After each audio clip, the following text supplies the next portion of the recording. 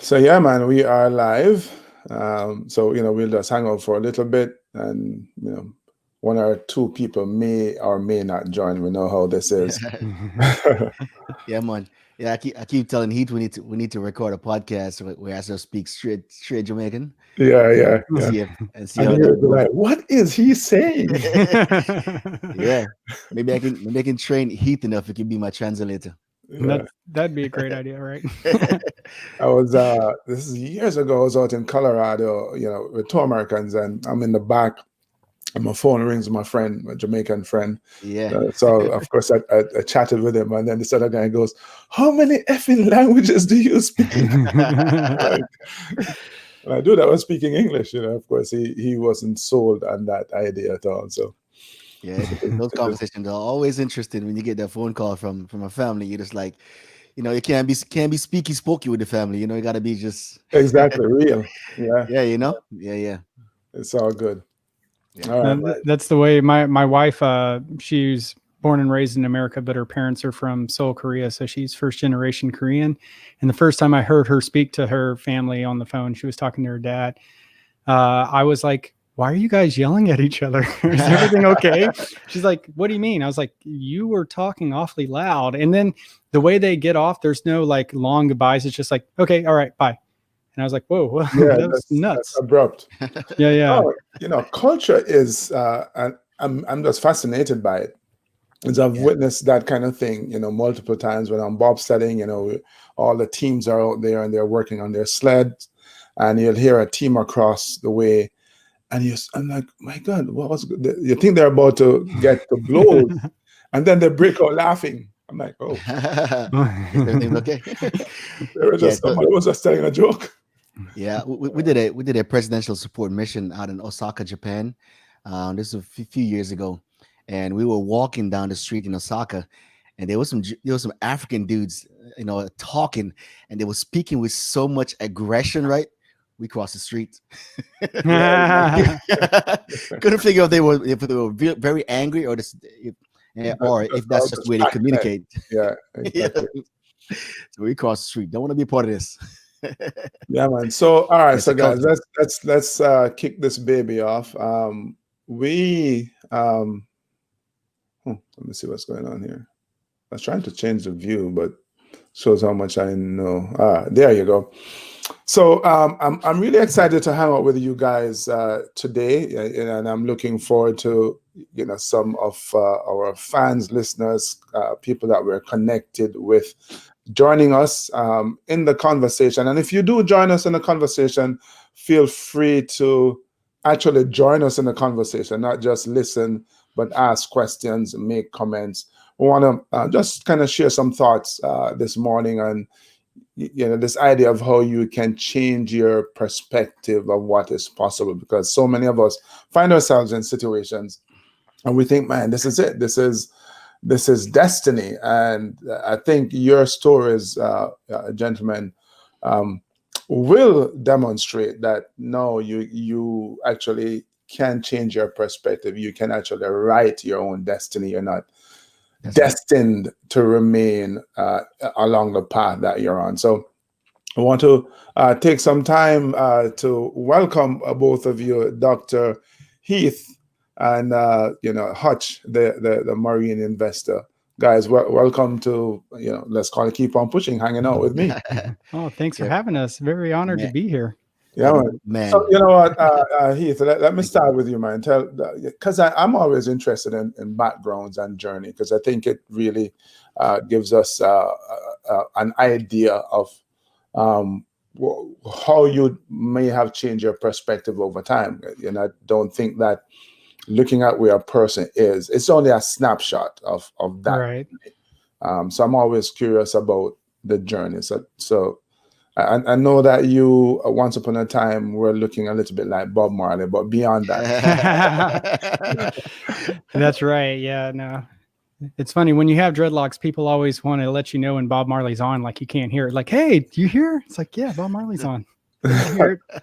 Do you like Bob Marley? I'm like, of course I do. Who wouldn't? Anyway, so I actually grew up in a small town in Texas. The town I grew up in only had 1,000 people, and I went to high school in a town that had about 6,700 people. Grew up with horses and cows, and I had the great fortune of living in DC for 2 summers when I was 17 and 18. I got to be a congressional intern, and that really opened up my eyes to the possibilities that were beyond just sort of the small town I was living in. And it's one of those things, whenever I got back, I was just really excited for the opportunities that laid somewhere else. And so I went to college. I got a BS in biochemistry and a BS in psychology. And then I got accepted to a PhD program at the University of Colorado School of Medicine. And I got to go out there, and if people ever want to change their perspectives or think about things on a grander scale, there's 2 places you always should go. One is to the beach, because the ocean just is so huge when you look at it. It makes you think about how small you really are. The next place is go to the top of a mountain, because you will never be able to put in as much of the world into your perspective as you will on top of the mountain. And so I got a lot of awesome experiences there, went to a lot of concerts and music shows, got my PhD, and then I moved to Wisconsin, Madison, Wisconsin, and I taught at the University of Wisconsin, which I never thought I would live in Wisconsin, being from Texas, and it is cold, cold, cold. And I'm glad I lived there. It was a fun town. It's a pretty hip place to live. And then I was looking for the next job up the career ladder, to say, and got offered a position to come work for the DoD doing hearing research. So my background's auditory science, and so I was doing hearing protection research, and I'm still doing that. And so that's kind of my background and my journey in terms of how I got to where I am today. Yeah, thank you for that. It's really interesting. You talk about the wanting to change your perspective and going to the ocean and then the top of a mountain.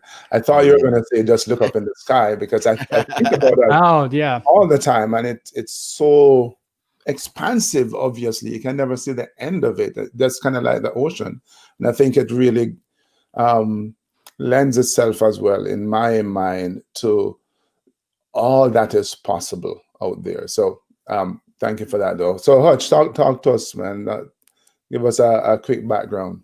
Oh man, yeah, I was talking to Athena a couple of days ago, my wife, beautiful lady above me, and I was telling her that you married up, dude. You married up. I have to, man. I have to. And you got to marry up. You also got a relationship up. You know what I mean? Because this thing's talk about perspective, right? Because we don't know what we don't know. And each new relationship you build, it needs to be a relationship that elevates you to another level. You know what I mean? So you always got a relationship up. Mm-hmm. But I was talking to Athena, and I was telling her how almost every time we have an interview, I learned something unique about Heath. I didn't know that Heath was a congressional intern in DC. Oh, you didn't? Cool. Oh, sorry. Yeah. That is pretty cool, man. And perspective of the ocean and the mountain, those are priceless. So really appreciate that. So I definitely relationship up as well, right? So my story, I was born and raised in Jamaica, in not really a town. I'm a countryman, they called me, right? So I grew up in the small place of St. Catherine called Juan de Bolas, right? Is on a mountain. Oh yeah, the Juan de Bolas Mountains. Yeah, Juan de Bolas Mountain, man, one of the higher mountains in Jamaica. And it's a place where we go to school bare feet. You know what I mean? You wake up and your parents or your guardian, in my case, my guardian, my Uncle Len, he was in charge of taking care of us.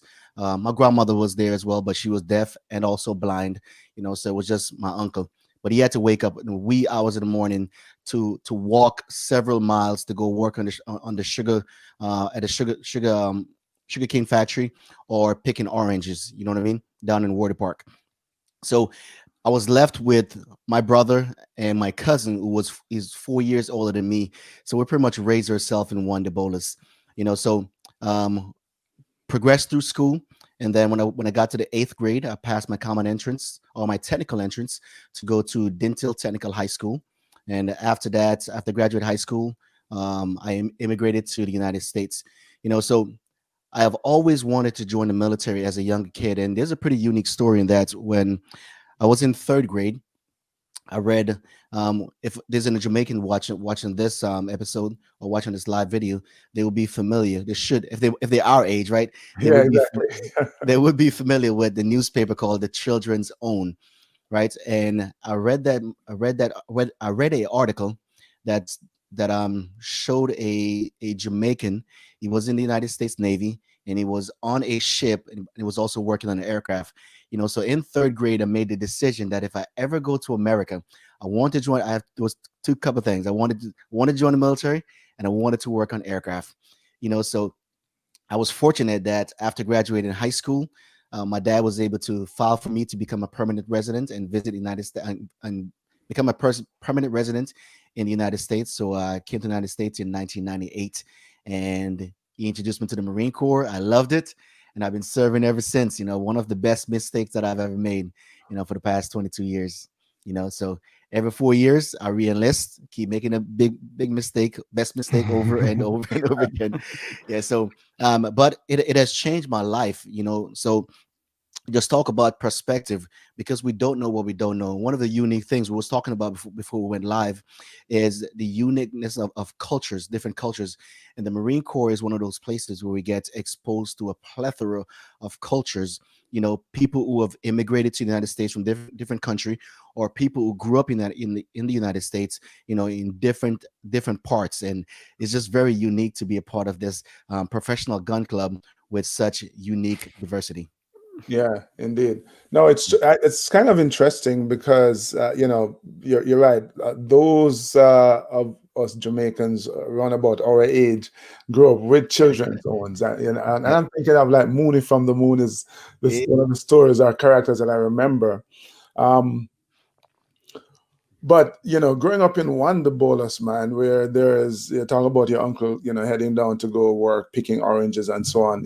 I'm sure before you saw that article on that Jamaican working on a ship, a U.S. Navy ship, you had a completely different perspective of what your life could turn out to be like. Can you remember what that might have been like? Yeah, I mean, I had the aspiration of going to high school, but because we didn't really have, say, mentorship or strict parenting to show us, okay, here is what's possible. I didn't have a TV until I think I was 12 years old. You know what I mean? So we didn't really see outside of the small country one, the bolus. So you wake up in the morning, you had to, hopefully the night before you had chopped up some wild cocoa and boil it for the pigs. You wake up in the morning, you had to go feed the pigs. You had to go to the bushes, move the goats, right? So they can move to another location and get some grass. You also had to move the donkey, move the cows, and go down to the river, catch 2 buckets of water, and bring it up so my grandma can have some water throughout the day. You know what I mean? And that's all before you go to school. Mhm. So that was our life. You know what I mean? So very few of us actually pass the common entrance and go through high school. I think the system have changed now to where it's more of a pipeline of education versus having to pass your common entrance or your technical entrance Yeah. exam. So there was no one there in my immediate environment to tell me here is what's possible and kind of mentor, mold and inspire me to say these are the things that are possible and these are the things that you should strive to accomplish. I had none of that. So as I went to high school, get exposed to a different demographic, moved to Kingston, get exposed to a different demographic, got TV and got indulged in different lifestyle that people are living and start seeing different things, all the way to coming to America and experience different things. So it's a gradual progression and I really appreciate it. But those days of walking to school bare feet, or coming home and there's no one there to make you lunch, and you had to go down and pick a mango, pick a few mangoes, or you pick up the mangoes on the tree, right? Or you go follow the chicken and find where they lay the eggs and put it in a little can and boil it on a wood fire. You know what I mean? Yeah. And that's your lunch. I mean, like little things, and it makes you a lot more resourceful. You know what I mean? I believe it makes me a lot more resourceful. And I really appreciate that when I look back at it, sometimes it makes me emotional, So Heath and I, we went to a conference. This past February, and we had the opportunity to sit down with some like-minded individual. And before we start talking about what we brought to the table, we wanted to get a concept of who we are as an individual and our background.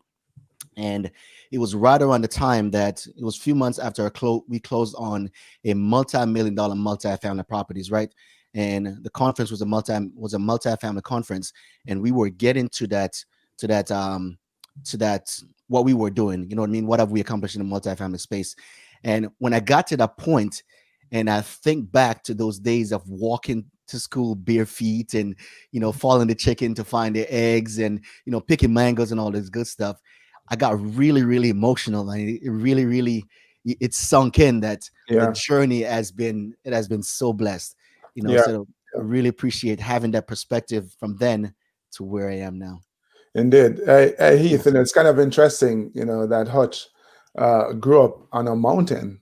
Yeah, I know, right? Exactly. You're just talking about if you want to change your perspective, go on top of a mountain. And I think to a certain extent that is true in reality, but definitely philosophically as well. And perhaps more so if you're looking to change your perspective. That's right. I often say that you go as far as you can see, and when you get there you'll see further.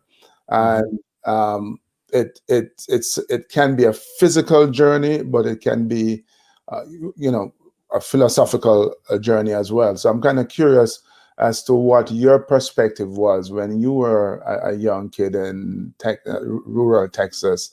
How did you see your life turning out? Growing up, you just kind of thought that I would just get a job after high school. I was always going to go to college. And then after college, I think whenever I went in, I was like, I'll just be a dentist and then live close to where I grew up and, keep doing the horses and cows. So it's funny because after I turned 18, I don't think I've ridden a horse since then, but I grew up with them. We always had like 3 or 4 horses. And so I think a lot of times, if you want some actionable advice on how to change your perspective, whenever an opportunity comes up that will put you in a different place, I say jump on it. I think one other thing is thoughts and words are important. And so the way you speak to yourself, the way you talk about what you want to do, I think a lot of times if you set a goal and you start talking about you're going to do it, and then you start telling other people, the more that you act on that and the more you tell people you're going to get it done, even if you don't get it done, it's going to push you in a way that you wouldn't have been pushed if you had just kept saying the same thing that you have been saying. And so it's one thing that I have observed throughout my life is how important your thoughts are to creating the reality that you are existing in. And so I think if anybody who's listening to this show, little things with your words too. I'm sure people have heard this before. And if not, I'm glad you heard it here. Things like you go through life and you're like, oh, I'd love to have that, but we can't afford it. But if you just turned it around and said, oh, I like that. How can I afford it? You start thinking, okay, what is the steps that it takes to get to a position where I can make that happen?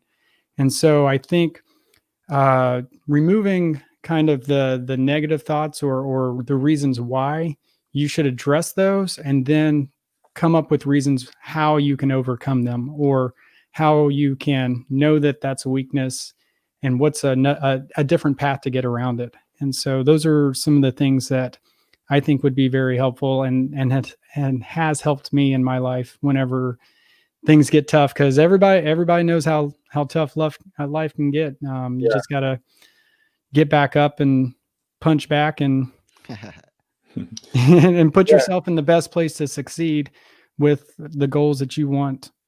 I think knowing your goals is important too. I think that's very important. That's super important. So one of the things that I've read recently said that the eyes cannot see what the mind is not looking for, right? So Mhm.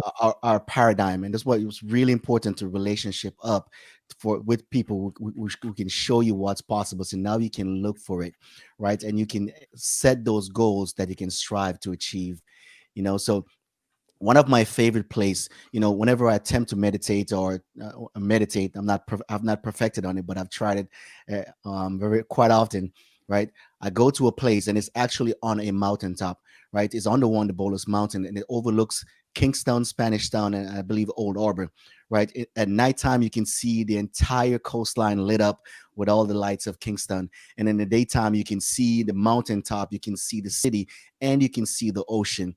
And it's a beautiful place. Every time I try to meditate, that's where I go, sitting in a little field overlooking the mountaintop.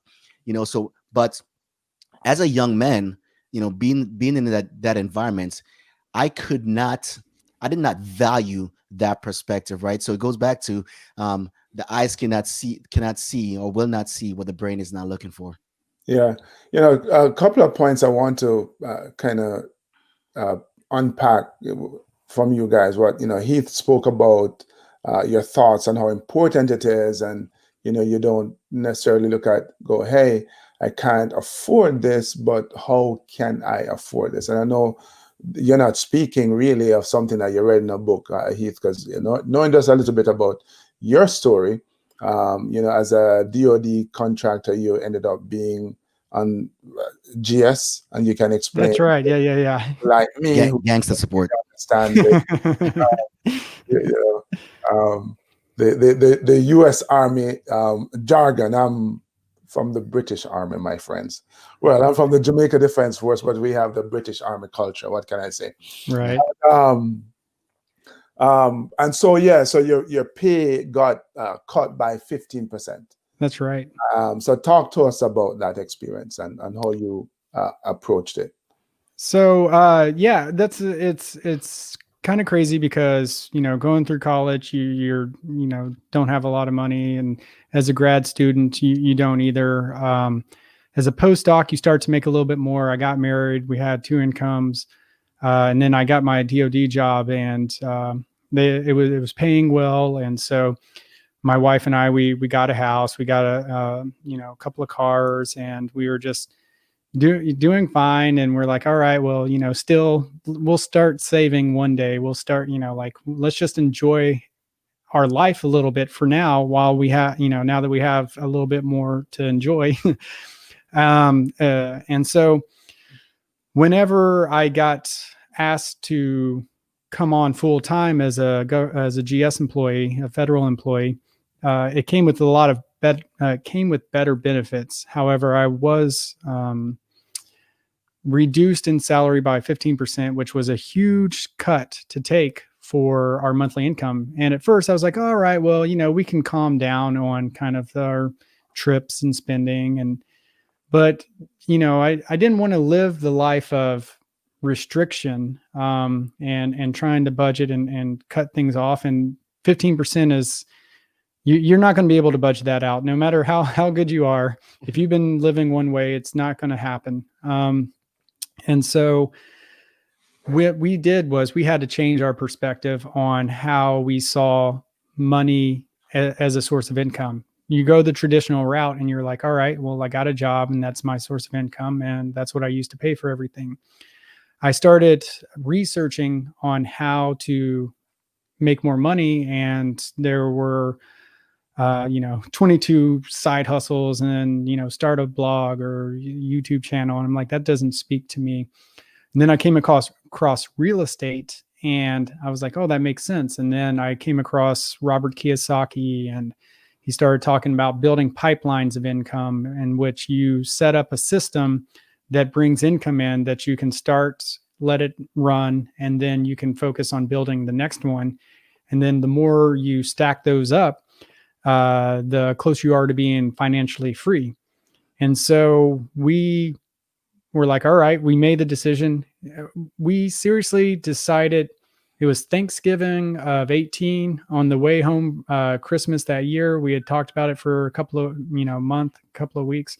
We got back in January and we just hit the ground running. We bought a 4-unit, a 16-unit.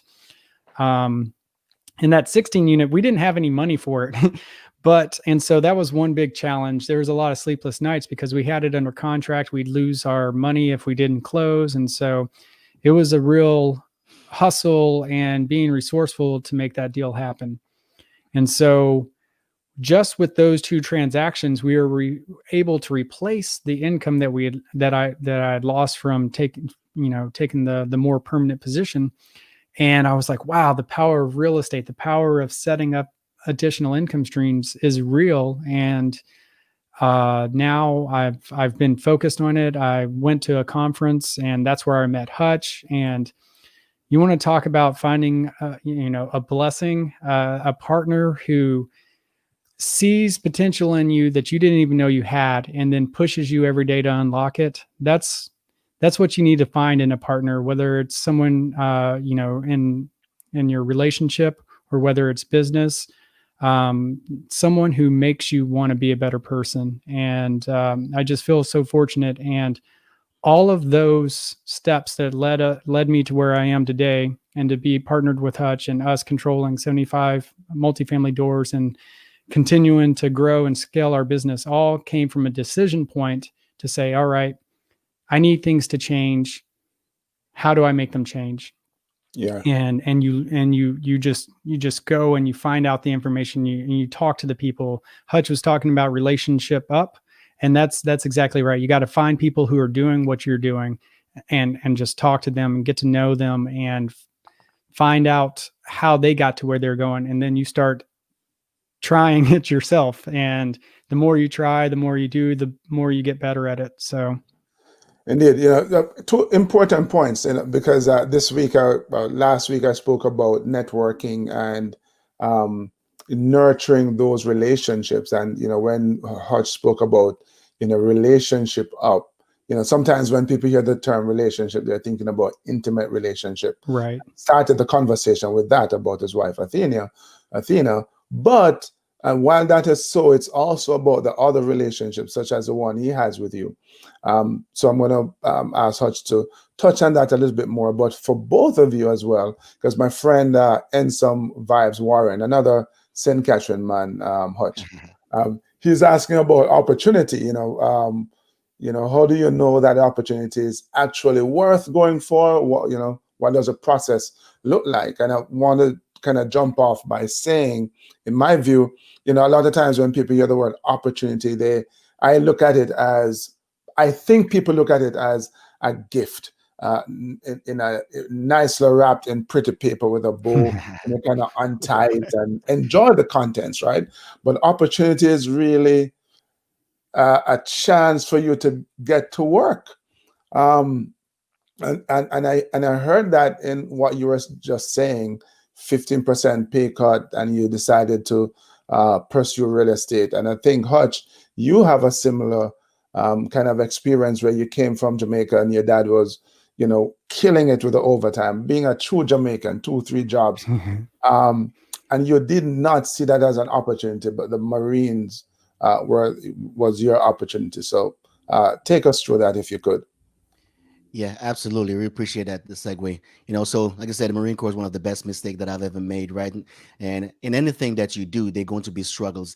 Anything that is worth your while, right, is going to have some pain areas, right? But it's all about your grit, how well you stick to your mission in life, right? So one of the things that I wanted in my early age was to attend college. I wanted a higher education because that was a part of my paradigm. The Marine Corps offered that. Right. Additionally, I saw that, I saw what my dad was doing, and I really didn't want to do that. I didn't want to work until the wee hours of the night just to make a dollar for dollar, right? With not a lot of benefits. Plus, I also wanted to fulfill my long-term passion of being in the military. And the Marine Corps gave me that. So the Marine Corps is definitely was a major opportunity for me. For one, to give back to this great country. Because look, when I look from whence I came, I love Jamaica, but we all understand that opportunities are a little bit more challenging to create. And I emphasis on create because, look, people talk about when opportunity knock, but opportunity doesn't knock. It stand silently and it wait. we all have to identify and recognize those opportunities based on our drive and our passion. So coming to America, I know that we call America the land of opportunity because it's a land of capitalism. You can do anything not anything you want, but you can be so very, very successful, right? So join the military, serve this great nation, and get my education as well.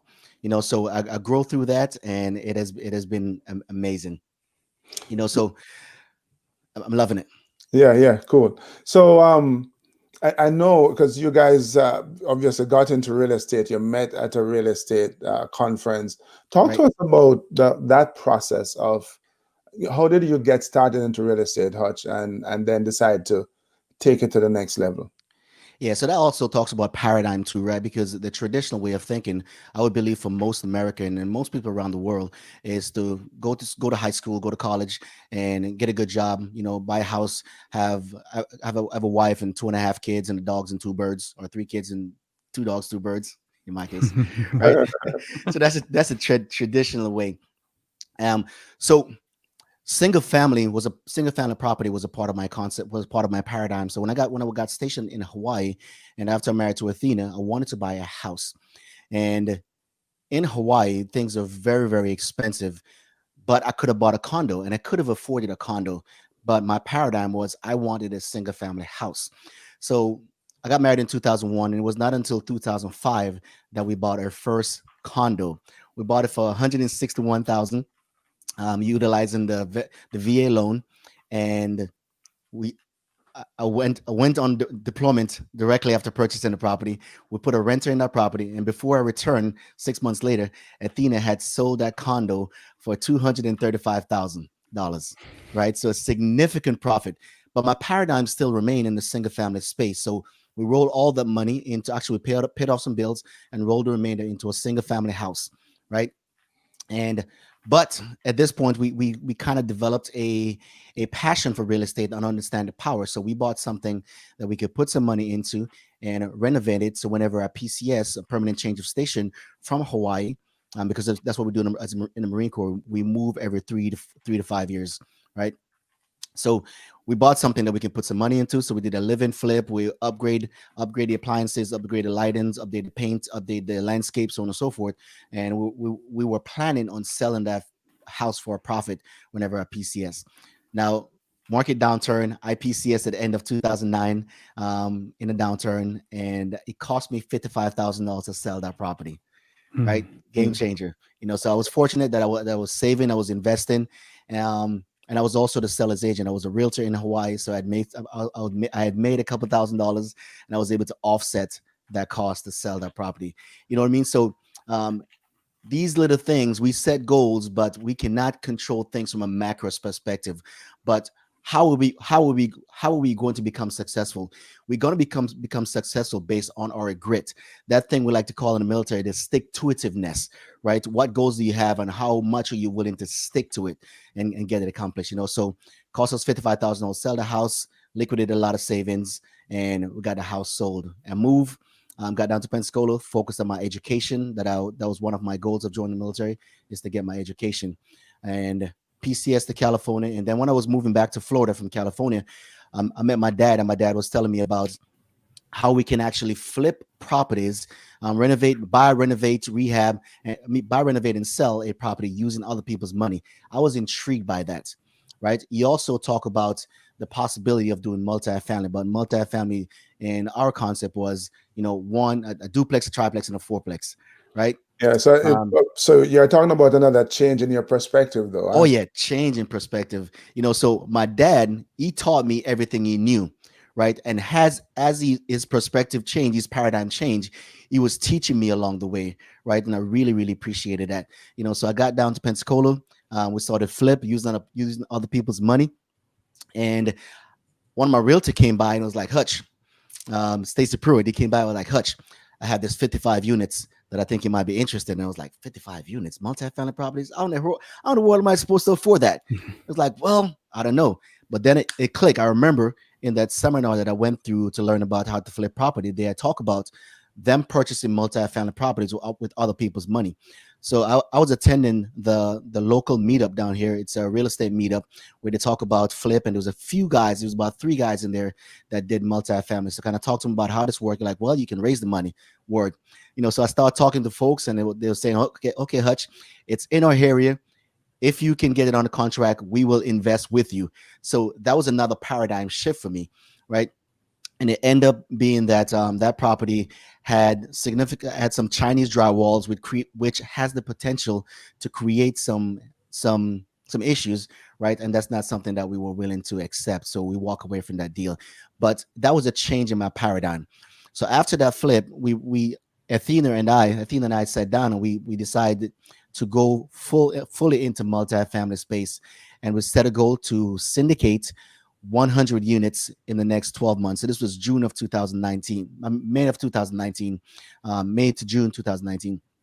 And we set a goal to syndicate 100 units. So what we needed to do, one, we needed to get into relationship with people who were doing what we were doing, right? So we joined a mastermind, a free mastermind group. And in the first session, it was about goal setting, identifying where you are and setting goals. So we set a goal to syndicate 100 units in the next 12 months. And one of the things we realized is you have to do is, how do we accomplish it? Like Heath was talking about early, it's not if I can accomplish, is how can I accomplish this task? So we set a goal for 100 units. And one of the things we need to find out was how to evaluate these opportunities, right? Because the opportunity is there. We have to seek it out. We have to find it, right? So how to evaluate this opportunity that brought us to the Michael Blanc program. I found out it was having a seminar, and they have what's called the UVA app. And Heath and I, we were networking on there, and there was this one guy, right? He was posting on every single post, just asking some meaningful question, and he was answering so adding a lot of value. I was like, man, I like this guy, so like good content. I had the same question too, right? And so we kind of developed this relationship, and we started talking back and forth, and we got to the conference, and we sat in the front row amongst some couple other great minds, right? And we started developing a relationship. And fast forward after the conference, we were fortunate to have Hal Elrod, who wrote the book The Miracle Morning. I task you, if you're listening to this and you have not read the Miracle Morning series, you are doing yourself a great injustice, right? Read the book, The Miracle Morning. It talks about putting a lot of things into perspective and how to take control of your future, right? Because look, the future is going to come, right? But if we want to predict the future, we have this thing called planning.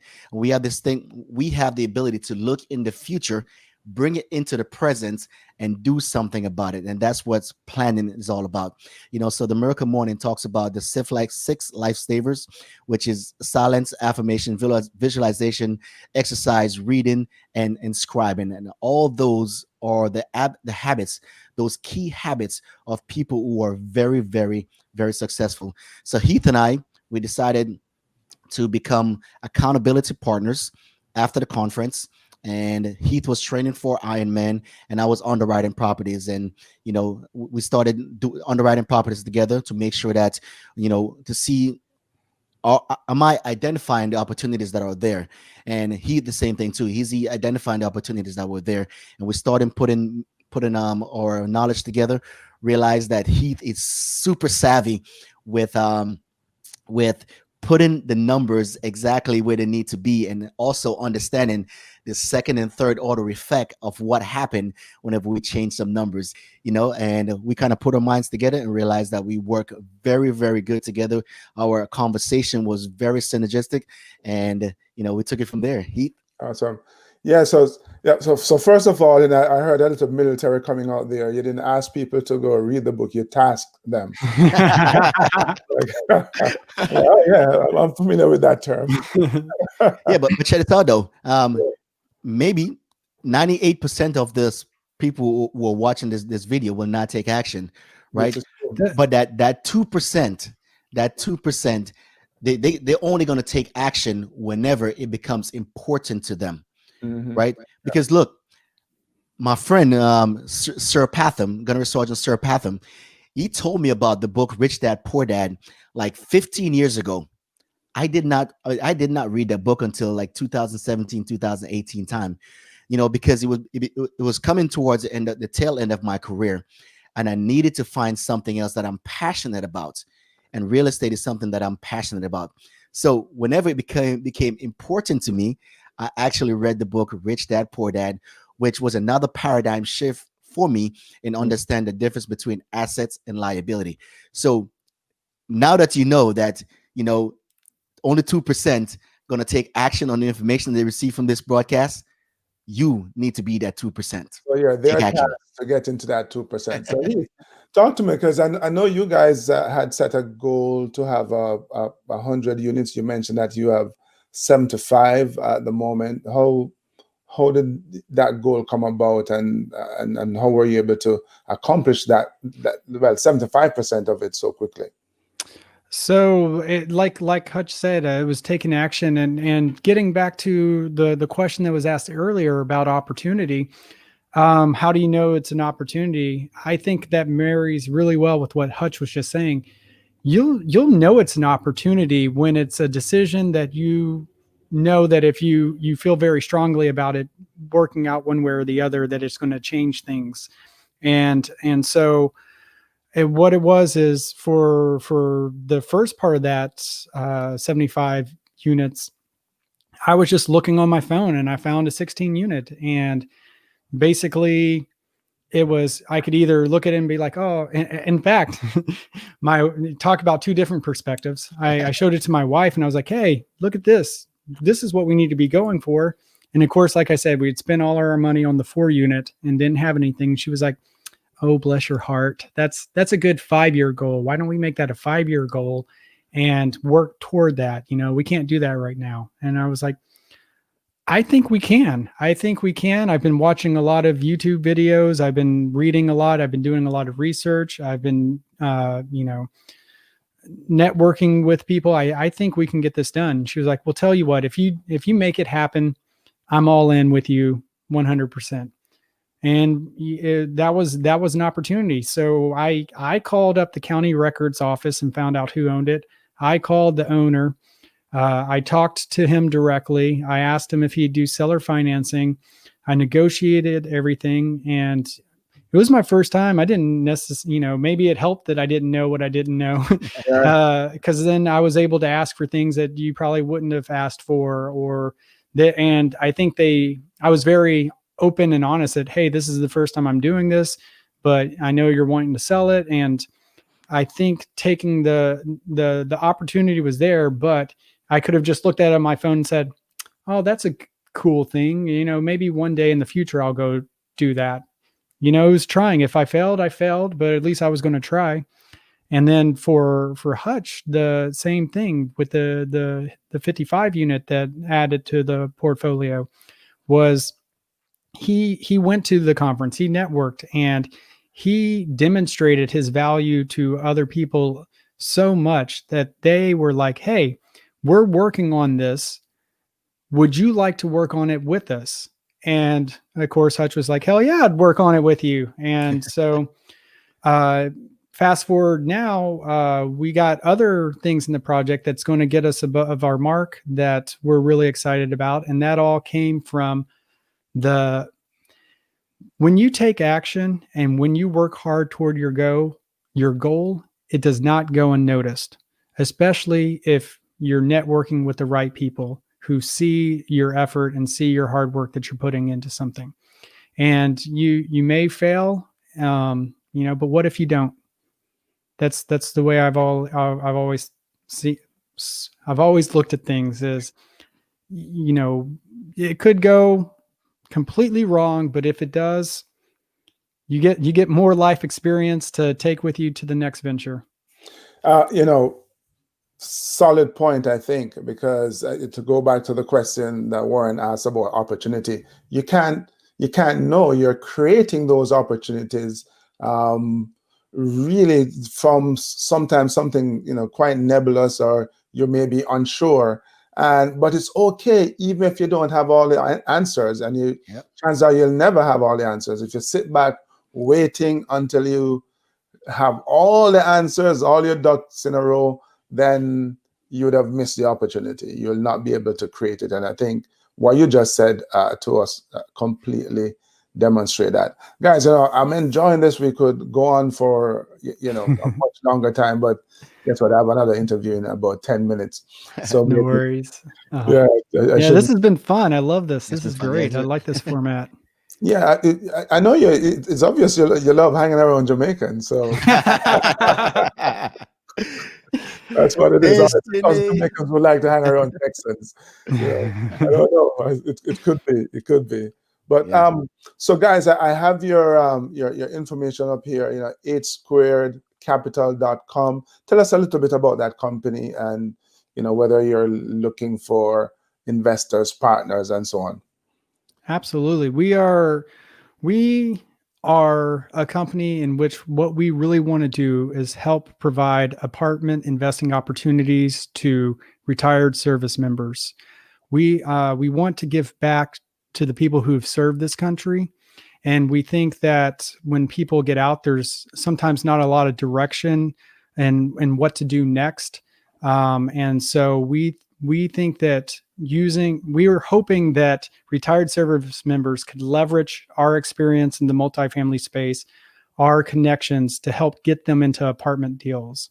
And so that's kind of the message of our company. And then Hutch might want to talk about our campaign that we might have going on soon.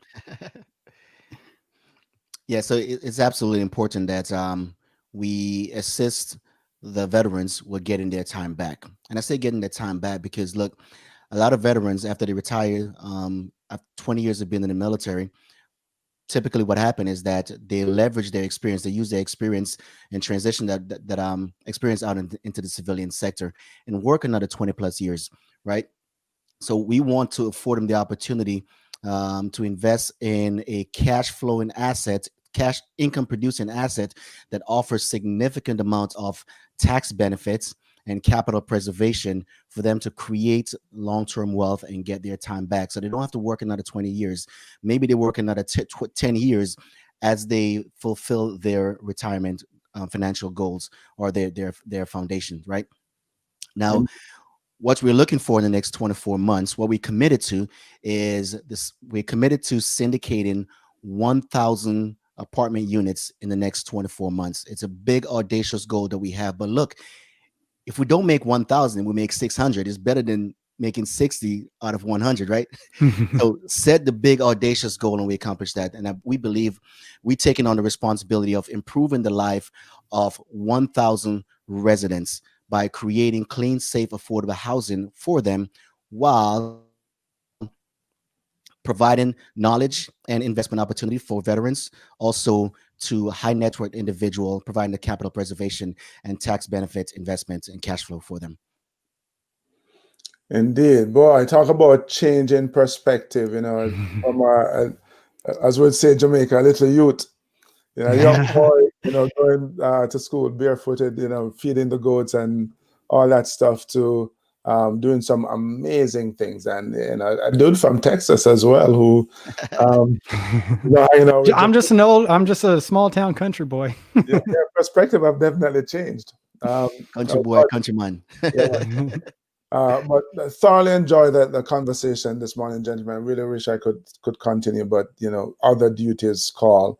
But I think your experiences, your personal journeys, really epitomizes the fact that you can end up in a different place just by changing your perspective. So thank you so much for choosing to spend some time with us this morning. Thanks for having us. Okay. All right, man. Cool.